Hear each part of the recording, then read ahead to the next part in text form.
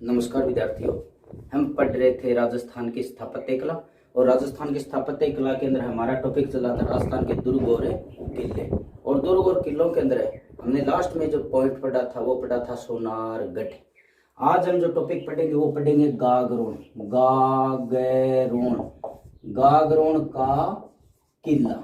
देखिए भाई, गागरोन का किला है वो झालावाड़ के अंदर है। सबसे पहले हम इसकी स्थिति की बात करेंगे। ये किला झालावाड़ के अंदर स्थित है और झालावाड़ के अंदर ये किला आहू और काली सिंध नदियों के संगम पर बना हुआ है। ये एक नदी आ रही है, इस नदी का नाम है आहू, और ये एक नदी आ रही है, इसका नाम है काली सिंध। आहू और काली सिंध नदियों के संगम पर यहाँ ये एक दुर्ग चट्टान मानी पहाड़ पर बना हुआ है। चट्टान एक पहाड़ी पर बना हुआ दुर्ग है। इसके चारों ओर सबसे पहले तो दीवार है, उसके बाद में पानी है, और उसके बाद में ये गागरोन अभयारण्य के अंदर बना हुआ है। इस किले के नीचे नीम नहीं है, बिना नीम के सीधा चट्टान पर खड़ा हुआ किला जो जल दुर्ग की श्रेणी में आता है। इसकी पहली विशेषता है जल दुर्ग। इसकी दूसरी विशेषता है चट्टान पर बना हुआ किला, इसलिए गिरी दुर्ग। और इसकी तीसरी विशेषता है कि ये गागरोन अभयारण्य के अंदर बना है, इसलिए वन दुर्ग की श्रेणी में आता है। पहली विशेषता जल दुर्ग है, दूसरी गिरी दुर्ग एक चट्टान पर बना हुआ है, तीसरी विशेषता गागरोन अभयारण्य के अंदर जंगल के बीच में बना हुआ है, इसलिए वन दुर्ग की श्रेणी में यह किला आता है। इस किले के नीचे जमीन में नींव नहीं है, सीधा ही चट्टान के ऊपर खड़ा किया गया किला है। इस किले का जो गागरोन अभयारण्य के अंदर स्थित ये किला है, गागरोन अभयारण्य के अंदर गागरोनी नस्ल के तोते पाए जाते हैं, और पद्मिनी का जो हीरामन तोता है वो गागरोनी नस्ल का तोता था। गागरोन का प्राचीन नाम डोडगढ़ धूलरगढ़ था। डोडगढ़ धूलरगढ़ तीरे परकोटे में बना हुआ ये किला। इस किले के अंदर जाने के लिए प्रमुख जो दरवाजे बने हुए हैं वो प्रमुख रूप से 3 दरवाजे इस किले के अंदर बने हुए हैं। इस किले के अंदर प्रवेश करने के लिए दरवाजा, और जो प्रमुख दरवाजा है वो कौन से दरवाजे हैं? सूरज पोल, गणेश पोल, भैरव पोल, ये दरवाजा इस किले के अंदर जाने के लिए बने हुए हैं। इस किले के अंदर और जो महल बने हुए हैं वो महल कौन कौन से महल बने हुए हैं? इस किले के अंदर राजा अचलदास व उनकी रानियों के महल बने हुए हैं। राजा अचलदास व उनकी रानियों के महल बने हुए हैं। इस किले के अंदर बुलंद दरवाजा बना हुआ है। बुलंद दरवाजा है, ये औरंगजेब ने बनवाया था। औरंगजेब ने ये दरवाजा बनाया था। लेकिन एक बुलंद दरवाजा है वो फतेहपुर सीकरी में है। एक बुलंद दरवाजा फतेहपुर सीकरी में है। फतेहपुर सीकरी आगरा जिला यूपी के अंदर है। जो बुलंद दरवाजा है वो अकबर ने बनवाया था, जो भारत का सबसे प्रसिद्ध ऊंचा दरवाजा है ये। और ये बुलंद दरवाजा है वो गागरोन के किले के अंदर औरंगजेब ने बनवाया था। इस किले के अंदर जो देवालय बने हुए हैं वो कौन कौन से देवालय इस किले के अंदर बने हुए हैं? इस किले के अंदर जो देवालय बने हुए हैं वो शीतला माता का मंदिर बना हुआ है। शीतला माता का मंदिर और भगवान मधुसूदन का मंदिर बना हुआ है। देवालय कौन कौन से बने हुए हैं? इसमें देवालय बने हुए हैं शीतला माता और भगवान मधुसूदन के मंदिर इस किले के अंदर बने हुए हैं। इस किले के अंदर संत पिप्पा की छतरी बनी हुई है। अब ये संत पिप्पा कौन थे?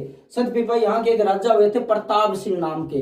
प्रताप सिंह राजा हुए थे गागरोन के, जिन्होंने राजपाट त्याग दिया था और रामानंद के शिष्य बन गए थे और भगवान की भक्ति करनी शुरू कर दी थी और वो संत पीपा के नाम से प्रसिद्ध हुए। या एक सूफी संत है, सूफी संत हमीदुद्दीन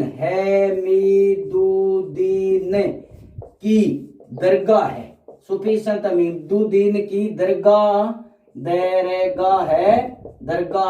है और इसका दूसरा नाम है मिठे सा है। हमीदुद्दीन के दूसरा नाम है मिठे सा है। लेकिन एक बात यहाँ ध्यान में रखने की है कि एक सूफी संत हमीदुद्दीन और भी हुए हैं, हमीदुद्दीन नागौरी। एक सूफी संत हमीदुद्दीन नागौरी हुए हैं, इनकी दरगाह है वो नागौर के अंदर है।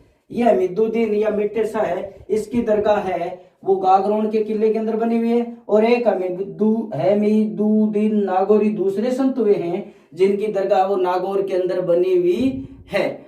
इस किले के अंदर कोटा रियासत की टकसाला हुआ करती थी। इसके अंदर कोटा रियासत की टकसाला हुआ करती थी। यहाँ कोटा राज्य के सिक्के डाले जाते थे, मुद्रा यानी सिक्के डाले जाते थे।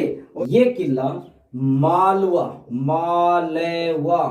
मेवाड़ और आड़ोती की सीमा पर होने के कारण इस किले का बड़ा सामरिक महत्व रहा है। गागरोन के किले के अंदर 2 साके हुए, यहाँ 2 साके हुए। पहला साका कब हुआ? पहला साका सन 1423 ईस्वी को हुआ। 1423 ईस्वी को पहला साका हुआ। उसमें यहाँ के शासक अचलदास खिंची थे, अचलदास खिंची थे और उनके ऊपर मालवा के सुल्तान ने आक्रमण कर दिया। मालवा के सुल्तान होशंगाशाह है, उन्होंने इनके ऊपर आक्रमण कर दिया। उस समय अचलदास खिंची युद्ध में लड़ते हुए वीर गति को प्राप्त हो गए और अचलदास खिंची की रानी लाल मेवाड़ी, इसकी रानी लाल मेवाड़ी, मेवाड़ के महाराणा कुंभा की बहन थी और मोक्कल की बेटी थी। और दूसरी उमादे के नेतृत्व में रानियों ने जोहर किया, जो गागरोन के किले में पहला साका कहलाता है। यहाँ दूसरा साका 1444 ईस्वी के अंदर हुआ। दूसरा साका 1444 ईस्वी के अंदर हुआ, जब यहाँ के राजा थे पालहणसी वो अचलदास खिलजी के पुत्र थे और उस समय इनके ऊपर महमूद खिलजी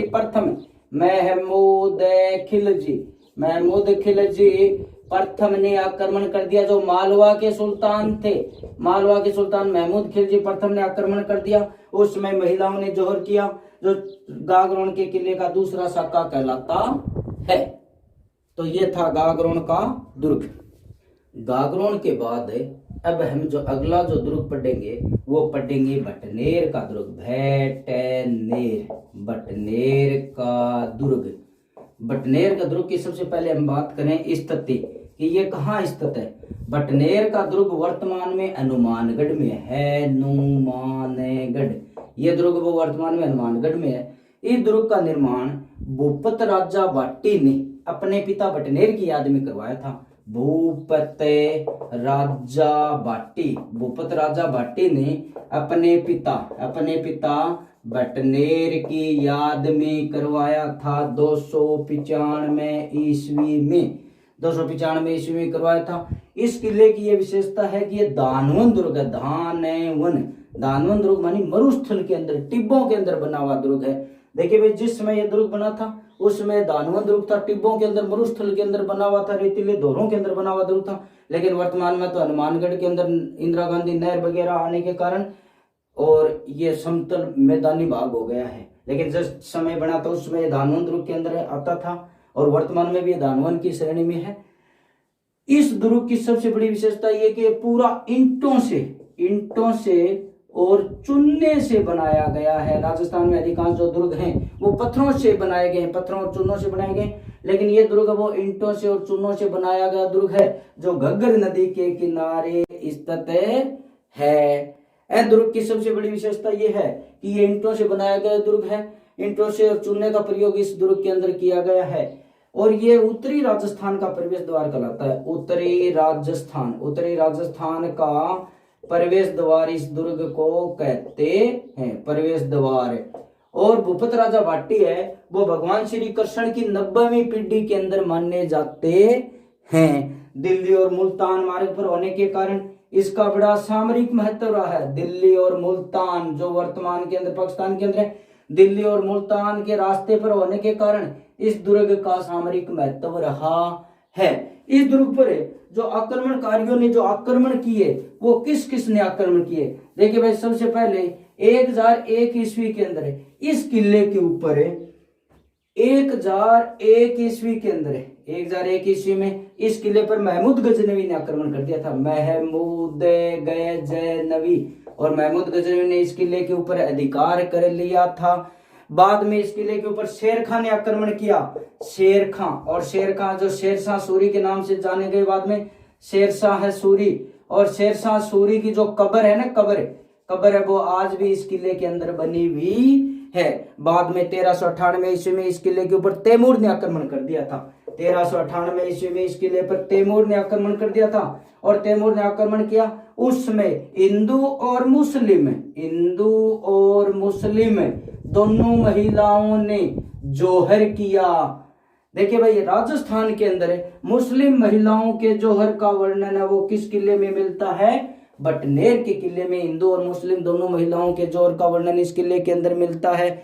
बाद में 1805 के अंदर 1805 में बीकानेर के राजा सूरत सिंह बीकानेर के राजा सूरत सिंह ने इस किले के ऊपर आक्रमण किया। और यहाँ के उस समय शासक थे जाबत खां भाटी को हरा के बीकानेर के राजा सूरत सिंह ने 1805 ईस्वी में बटनेर के ऊपर अपना अधिकार कर लिया। और जिस दिन अधिकार किया उस दिन मंगलवार था, और मंगलवार होने के कारण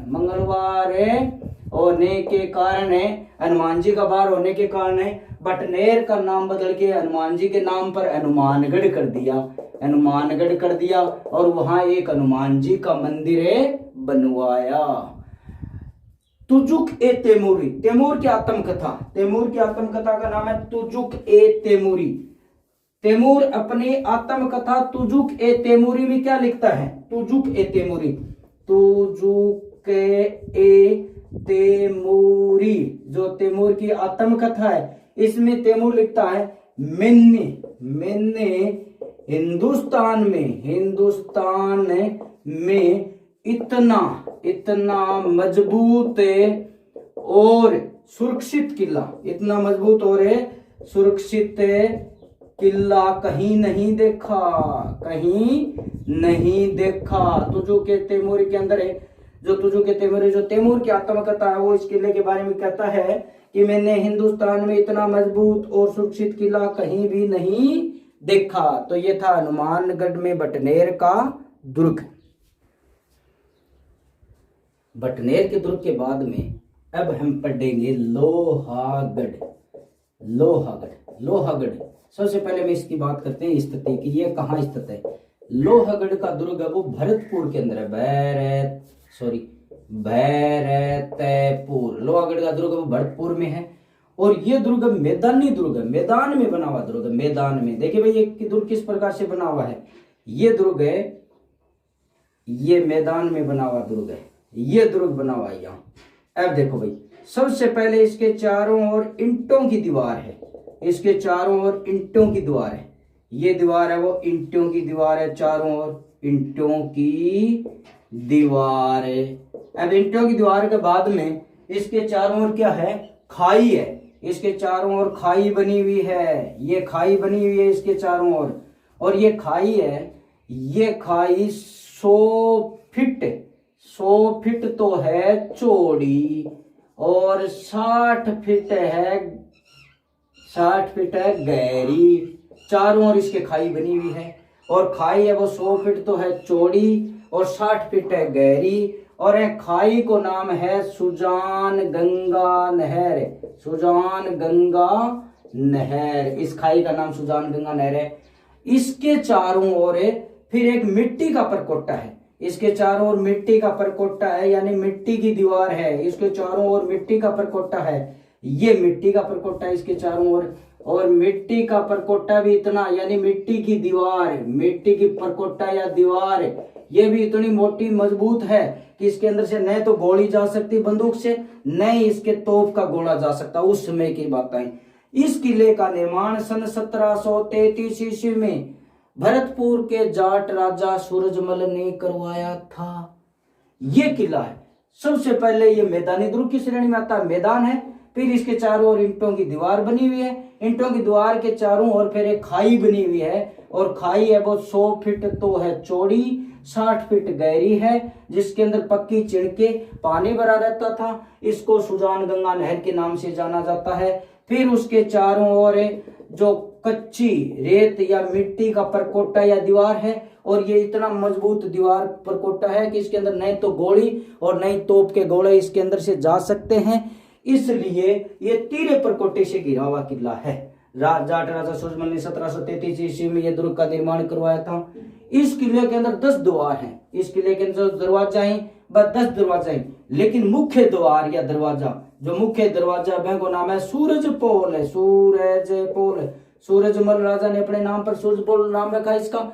इस किले के उत्तरी दिशा में एक दरवाजा है जवाहर बुरुज, उत्तर दिशा में, उत्तर दिशा में यदि अपन नक्शा के हिसाब से देखेंगे, उत्तर दिशा में यहाँ एक दरवाजा जवाहर पोल या जवाहर दरवाजा, जो जवाहर सिंह राजा ने दिल्ली आक्रमण विजय के उपलक्ष्य में दिल्ली में आक्रमण किया, और वो लड़ाई जवाहर सिंह राजा जीत गया, और जीतने के बाद में उसने इस किले के अंदर एक दरवाजा बनवाया, और उस दरवाजे का नाम रखा है जवाहर पोल, आपके नाम पर है। और इस जवाहर पोल के अष्ट धातु, 8 धातु का गेट लगा हुआ, अष्ट धातु, 8 धातु का गेट लगा हुआ है, जो जवाहर सिंह राजा ने दिल्ली में पहले तो मुगलों के साथ दिल्ली में लूटपाट की, और लूटपाट करने के बाद में लाल किले से इसका गेट या यूं मान लो क्युआड़ है वो उतार के लाए जवाहर सिंह राजा, और एक जवाहर पोल का चढ़ा दियो। तो ये प्रसिद्ध 2 दरवाजा इस किले के अंदर। इस किले के अंदर है महल, इस किले में महल, महल कौन कौन से बने हुए?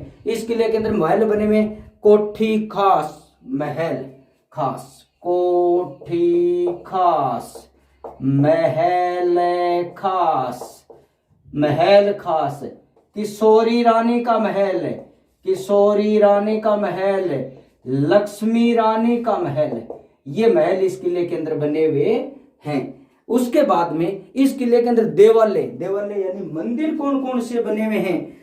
तो इस किले के अंदर जो मंदिर बने हुए हैं वो मंदिर बने हुए हैं राजेश्वरी मंदिर, राजेश्वरी मंदिर, राजेश्वरी, राजेश्वरी मंदिर है।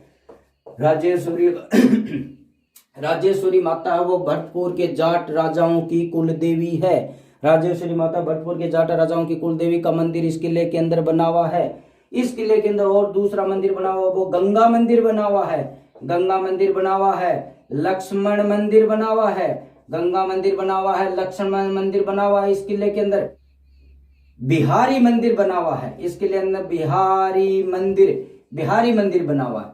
इस किले के अंदर जामा मस्जिद बनी हुई है, जामा मस्जिद। अब देखिए भाई, ध्यान से देखने की बात हो रही है कि इस किले के अंदर एक जामा मस्जिद बनी हुई है, और जामा मस्जिद है वो एक जामा मस्जिद है वो फतेहपुर सिकरी के अंदर है, फतेहपुर सिकरी आगरा यूपी के अंदर बनी हुई है, जो अकबर ने बनवाई थी। और एक जामा मस्जिद है वो दिल्ली में लाल किला के पास में बनी हुई है, जो शाहजहां ने बनवाई थी। तो इस किले के अंदर ये देवालय और मंदिर बने हुए हैं। इस किले के ऊपर 1805 ईस्वी की बात है, 1805 ईस्वी में यशवंत राय होलकर इस किले में छुप गया।